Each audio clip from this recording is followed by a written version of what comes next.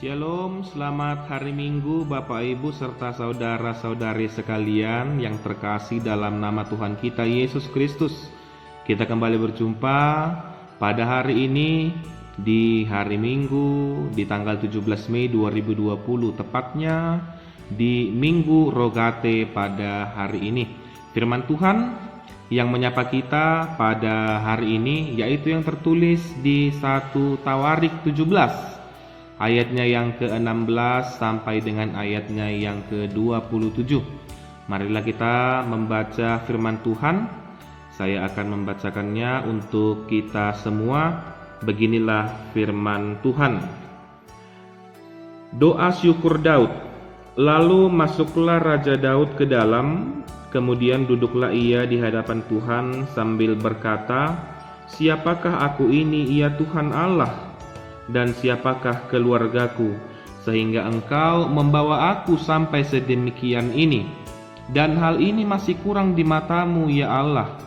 Sebab itu Engkau telah berfirman juga tentang keluarga hamba-Mu ini dalam masa yang masih jauh, dan telah memperlihatkan kepadaku serentetan manusia yang akan datang, ya Tuhan Allah.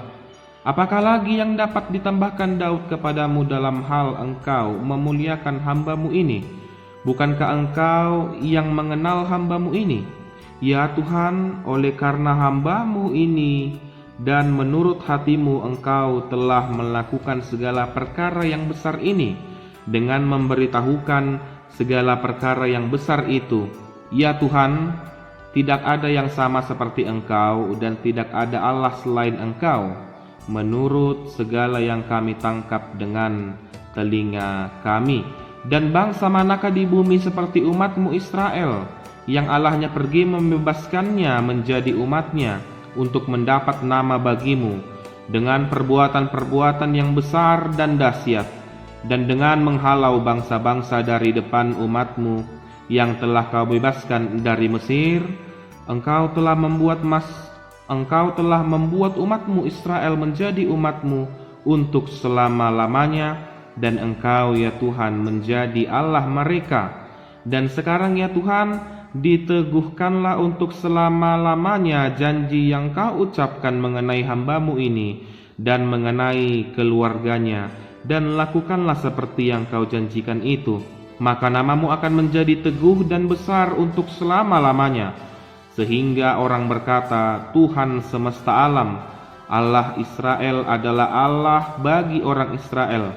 Maka keluarga hamba-Mu Daud akan tetap kokoh di hadapan-Mu. Sebab Engkau ya Allahku telah menyatakan kepada hamba-Mu ini bahwa Engkau akan membangun keturunan baginya. Itulah sebabnya hamba-Mu ini telah memberanikan diri untuk memanjatkan doa ke hadapan-Mu. Oleh sebab itu ya Tuhan, Engkaulah Allah dan telah menjanjikan perkara yang baik ini kepada hamba-Mu. Kiranya Engkau sekarang berkenan memberkati keluarga hamba-Mu ini, supaya tetap ada di hadapan-Mu untuk selama-lamanya. Sebab apa yang Engkau berkati ya Tuhan, diberkati untuk selama-lamanya. Demikian firman Tuhan untuk kita semua.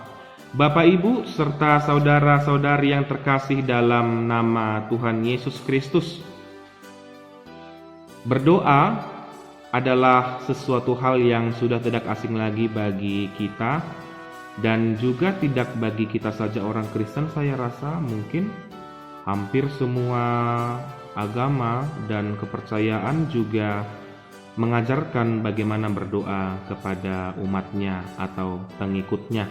Dan doa adalah sebuah sarana komunikasi, adalah sebuah perantara, adalah sebuah cara kita manusia untuk berkomunikasi dengan Tuhan. Dan kita juga sebagai orang Kristen sudah sewajarnya, sudah seharusnya lah kita membuat doa menjadi sebuah yang mutlak dalam kehidupan kita. Adalah sesuatu yang harus kita laksanakan sebagai bentuk ucapan syukur, sebagai bentuk rasa terima kasih kita, dan juga bentuk untuk kita memohon kepada Tuhan jikalau kita dalam keadaan terdesak, jikalau dalam kita keadaan terpuruk, jikalau kita dalam keadaan sukacita, baik sedih baik bagaimanapun yang kita rasakan, doa merupakan komunikasi cara kita manusia untuk berkomunikasi dan berhubungan dengan Tuhan. Begitu juga firman Tuhan yang menyapa kita pada hari ini, yaitu doa Daud.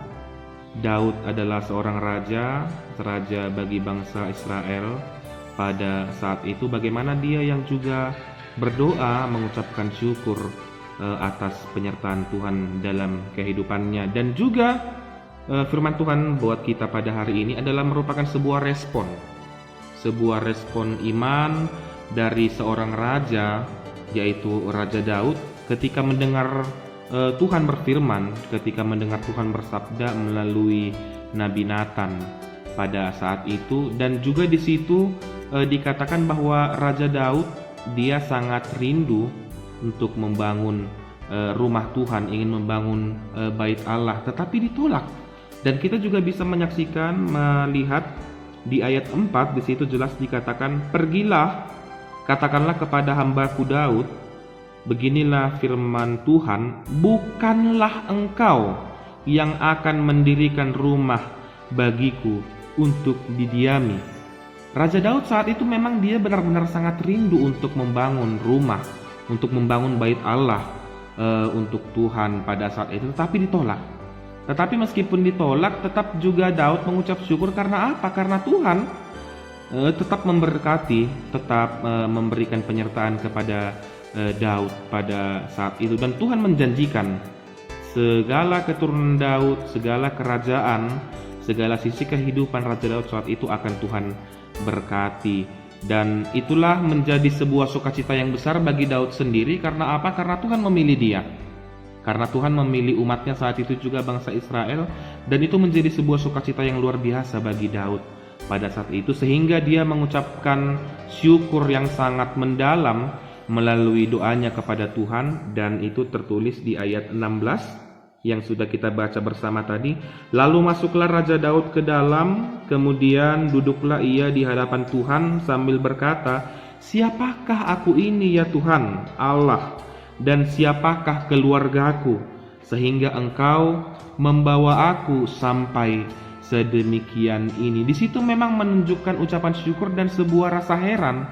Siapa sebenarnya aku dan siapa sebenarnya keluargaku? Tetapi Tuhan Allah di situ memilih Daud menjadi raja bagi bangsa Israel. Dan Tuhan menjanjikan akan memberkati segala keturunannya, memberkati segala rakyatnya saat itu, karena dia menjadi seorang raja di tengah-tengah bangsa Israel. Namun di situ juga dapat kita lihat sebuah poin bahwa ternyata meskipun Daud sudah dipilih, meskipun Daud berlimpah anugerah daripada Tuhan, tetapi dia tidak sombong, dia tidak merasa tinggi hati.